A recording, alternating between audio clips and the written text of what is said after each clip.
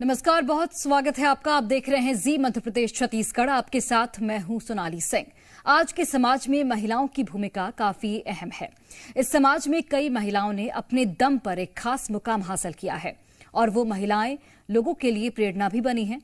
इस खास पेशकश में हम उन महिलाओं से बात कर रहे हैं जिन्होंने जिंदगी की परेशानियों और कई सारी चुनौतियों को हराकर समाज में अपनी एक अलग पहचान बनाई।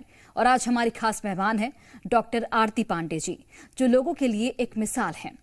डॉक्टर आरती सिम्स बिलासपुर में प्रोफेसर हैं और ईएनटी डिपार्टमेंट की एचओडी भी हैं। बहुत बहुत स्वागत है आपका। नमस्कार, मेरा नाम डॉक्टर आरती पांडे तिवारी है।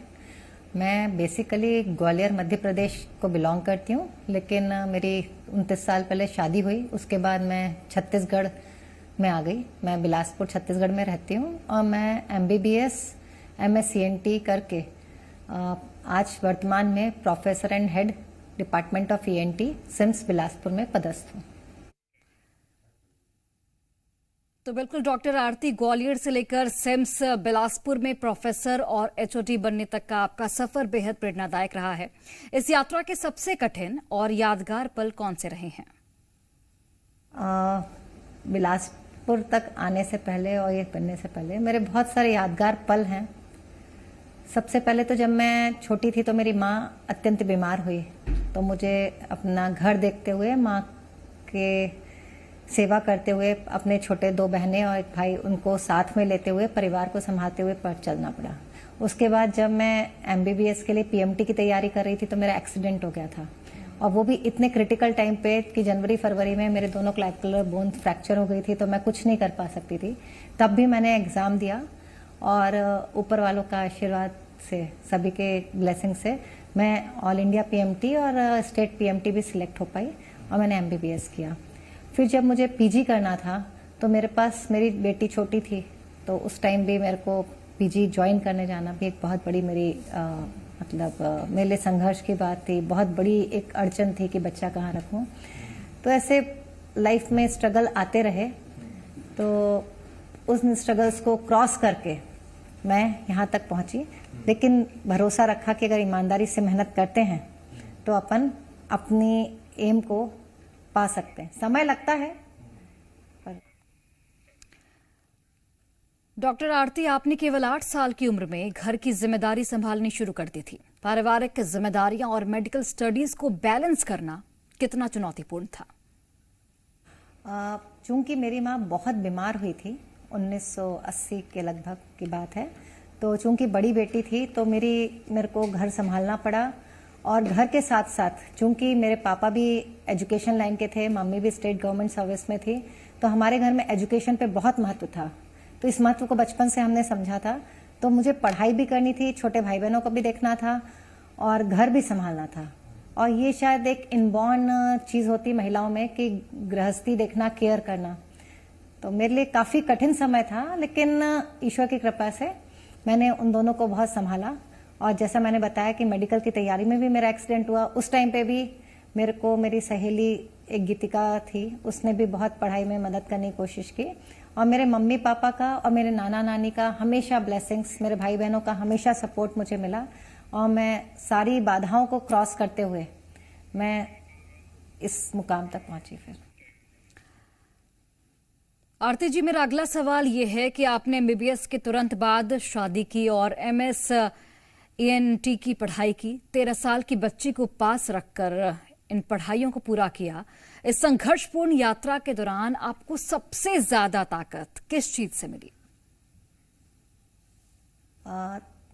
मैं 28 अप्रैल को मेरी इंटर्नशिप खत्म हुई और 18 मई को मेरी शादी हो गई। तो मेरी शादी बहुत ही छोटी उम्र में और बहुत जल्दी हो गई, जिसमें मुझे इतना मैरिड लाइफ की तरफ के लिए मैं प्रिपेयर्ड भी नहीं थी।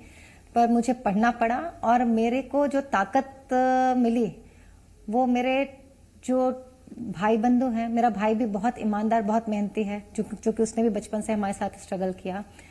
और मेरे कुछ टीचर्स मेरी जिंदगी में ऐसे रहे जिन्होंने मुझे ये सिखाया कि लक्ष्य की तरफ हमेशा बढ़ते रहो, संघर्ष तो हमेशा बना रहेगा।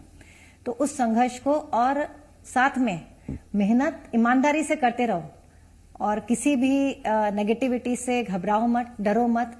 अगर हारते भी हो तो पुनः उठो और चलो, ये जो कॉन्सेप्ट मुझे दिया गया उसको मैंने ध्यान में हमेशा रखा कि हर किसी की लाइफ में कुछ पीरियड्स आते हैं जो नेगेटिव होते हैं, लेकिन रुकना नहीं होता है, फेस करते चलिए, आपको लक्ष्य मिल जाएगा। तो मैंने इसी के तहत अपनी छोटी बेटी को, मतलब बहुत बड़ा संघर्ष का पार्ट था कि छोटी बेटी है 13 महीने की, तो मैं पीजी ज्वाइन करूं कि नहीं, लेकिन हमेशा मुझे यही याद रहा मेरे गुरुओं की बात कि आप आगे चलते रहिए, बढ़ते रहिए, आपको लक्ष्य मिल जाएगा। आरती जी, चूंकि कोविड-19 महामारी के दौरान बतौर कोरोना नोडल ऑफिसर आपने 70,000 करीब ओपीडी और 4,000 से ज्यादा मरीजों की देखभाल की, वो दौर कितना कठिन था और आपने किस तरह से इसे संभाला? मेरे पापा भी बहुत ज़्यादा सोशल सर्विस करते थे, तो मेरे घर से मुझे ये चीज़ सीखने को मिली कि सोशल सर्विस में जो सुकून है वो किसी चीज़ में नहीं है। तो मेरे अंदर एक सेवा भावना बचपन से है, और जब ये कोविड का पीरियड आया तो मुझे ये लगा कि इस टाइम बहुत बेहतरीन सेवा का मौका है, और वाकई में मुझे कोरोना नोडल ऑफिसर मेरी गवर्नमेंट, मेरे सिम्स ने मेरे को बनाया, तो मुझे सेवा का मौका मिला। और उसमें मेरे को संघर्ष तो काफ़ी करना पड़ा, क्योंकि घर की बाइयां काम छोड़ दी, घर में भी लोगों को कोविड हुआ, यहाँ सिम्स में भी सुबह से शाम तक हज़ारों मरीज आते थे, उनको भी देखना होता था। पर ईश्वर की कृपा से मेरे को कोविड तो कभी नहीं हुआ, और मैंने बिल्कुल कोविड में सामने खड़े होके बहुत अच्छे से काम किया, जिसके लिए पूर्व में भी मुझे काफ़ी बार सम्मानित किया गया सरकार के द्वारा और अलग अलग एनजीओ के द्वारा, अलग अलग इंस्टीट्यूट्स के द्वारा। और मुझे ऐसा लगा कि कोविड जैसी चीज़ में अगर मेरे को काम करने का मौका मिला तो ये ईश्वर का आशीर्वाद पाने का मौका मिला। और एक बहुत खास सवाल है आपसे कि आईएमए और लायंस क्लब उत्कर्ष की वाइस प्रेसिडेंट होने के नाते और कन्या कुब्ज ब्राह्मण महिला समिति के अध्यक्ष होने के नाते आपके सामाजिक कार्यों का मुख्य फोकस क्या रहता है? सामाजिक कार्यों में बेसिकली मैं महिलाओं के ऊपर ज्यादा कार्य करना पसंद करती हूँ, क्योंकि हर महिला को अपना परिवार तो देखना है। आजकल जो एक एडवांसमेंट आ गया कि पढ़ लो, कैरियर बना लो, लेकिन परिवार के बारे में भूल जा रहे हैं, इसलिए परिवार में टूटना भी आपने देखा है, परिवार आजकल टूटते जा रहे हैं। तो मेरा सबसे बड़ा फोकस 2-3 चीजों पर रहता है कि महिलाओं को अपने संस्कार, ऐसा नहीं महिलाओं पुरुषों में भी होना चाहिए, पर मेरे सोशल सर्विस में मेरे को सबसे पहले रहता है कि हर महिला में अपने संस्कार होना जरूरी है, परिवार ले चलने की कैपेसिटी होना चाहिए। क्योंकि एजुकेशन कितनी भी ऊंची हो, अगर आपके साथ में आपका परिवार नहीं खड़ा है, आपके पास में परिवार का प्रेम, स्नेह, आशीर्वाद नहीं है, तो आपका कैरियर कहीं ना कहीं आपको सुकून नहीं देगा, आपके अंदर एक असंतोष की भावना रहेगी। इसलिए सबसे पहली चीज है कि कोई भी महिला किसी भी कैरियर पे, कितने भी ऊंचे पॉइंट पे आ जाए, उसको परिवार लेके चलना आना जरूरी है, समय पे शादी करना जरूरी है, और अपने पैरों पे अगर खड़ी है तो उस पैसे का सम्मान भी जरूरी है। अभिमान की बजाय उस पैसे को अपने सम्मान से देखे, अपने परिवार को आगे बढ़ाने में उसको लगाए और परिवार के साथ चले। और आरती जी, आपने मेडिकल पीएससी 3 बार क्लियर किया और आपने अपने दम पर एक अपने लिए करियर बनाया। नई पीढ़ी की महिलाओं को करियर और परिवार में संतुलन बनाए रखने के लिए आप क्या सलाह देना चाहेंगे? आजकल की जो लड़कियां हैं, या परवरिश कह लीजिए, उसमें ये हो गया कि बेटियां बेटों के बराबर हैं, तो बेटा और बेटी बराबर हैं, बहुत अच्छी बात है। लड़कियों को अपना कैरियर भी बनाना चाहिए, बहुत ज़रूरी है। इवन फाइनेंशियली भी अपने आप को स्टेबल करना भी ज़रूरी है, लेकिन उसके साथ में अपने परिवार को साथ ले चलने में सक्षम होना चाहिए। एडजस्टमेंट और कॉम्प्रोमाइज करने की कैपेसिटी भी होना चाहिए। एक दिन में सब कुछ नहीं मिलता, आजकल सबको पका पकाया चाहिए, तो इस तरह की भावना नहीं होना चाहिए। सामने वाले की भी रिस्पेक्ट करना चाहिए, उसके लिए स्नेह रखना चाहिए। जब आप इन सब चीजों को देखते हैं, थोड़ा देने वाली भावना हर महिला में होना चाहिए। मैं हूं, मैं ऐसा, वो चीज नहीं होना चाहिए। और जो त्याग और परिवार के लिए त्याग चाहिए, और जो सपोर्ट चाहिए, उसके लिए जरूर वर्क करना चाहिए। थोड़ा टाइम लगता है एडजस्टमेंट में, आप उसको एडजस्ट करिए और कैरियर के लिए खूब आगे बढ़िए, लेकिन परिवार के सपोर्ट के साथ चलिए, अपने संस्कारों को साथ लेके चलिए, तो इससे आपके लाइफ में बहुत खुशी मिलेगी, आपको सफलता मिलेगी, आपके साथ सफलता को एंजॉय करने वाले लोग मिलेंगे। और बचे हुए टाइम में जो समाज आपको इतना बनाता है, उस समाज के लिए छोटी छोटी मदद जरूर करिए, चाहे वो आपके आसपास आपकी सेवा करने वाले हों, आपके कोई गांव वाले हों, आपके रिश्ते नातेदार हों। जैसे आप उठ के ऊपर आए हैं, ऐसे समाज के भी उन महिलाओं को, उन बच्चों को आगे लाने में पूरा सपोर्ट कीजिए। और चूंकि आप अपनी फील्ड में सफलता के अलग अलग मुकाम पर हैं, तो आप मेडिकल फील्ड के बच्चों को क्या संदेश देना चाहेंगे? सबसे पहले तो जो आजकल डिजिटलाइजेशन हो गया, हर किसी के हाथ में मोबाइल हो गया है, तो मोबाइल से पढ़ना लिखना, इलेक्ट्रॉनिक मीडिया से पढ़ना लिखना ठीक है, लेकिन फिर भी जो टेक्स्ट बुक है और जो क्लिनिकली एग्जाम देने के लिए या क्लिनिकली जो पढ़ाया जाता है कॉलेजेस में, उन क्लासेस को अटेंड करना, अपने टीचर से सीखना बहुत जरूरी है। आपने देखा यूट्यूब पे कितने भी खाना बनाने की हम चीजें देख ले रेसिपी, लेकिन अगर आप घर में अपनी माँ को बनाते देखेंगे तो आप उससे ज्यादा अच्छा सीखेंगे। तो मेडिकल साइंस में जितना ज्यादा बच्चे अपना क्लिनिकल एक्सपोजर बढ़ाएंगे, टेक्स्ट बुक की रेफरेंसेस को लेके पढ़ेंगे, मैं शायद उसको ज्यादा अच्छा समझती। यूट्यूब और बाकी इलेक्ट्रॉनिक मीडिया माध्यम हो सकता है और उसका माध्यम को यूज भी करना चाहिए, मैं उसके बिल्कुल खिलाफ नहीं हूँ, लेकिन जो आजकल है बच्चे एडमिशन ले लेते हैं और चाहते हैं डिग्री मिल जाए, हम यूट्यूब से तो पढ़ लेंगे, हम इलेक्ट्रॉनिक मीडिया से पढ़ लेंगे, शायद इसी की वजह से प्रैक्टिकल नॉलेज बच्चों की कुछ कम हो रही है।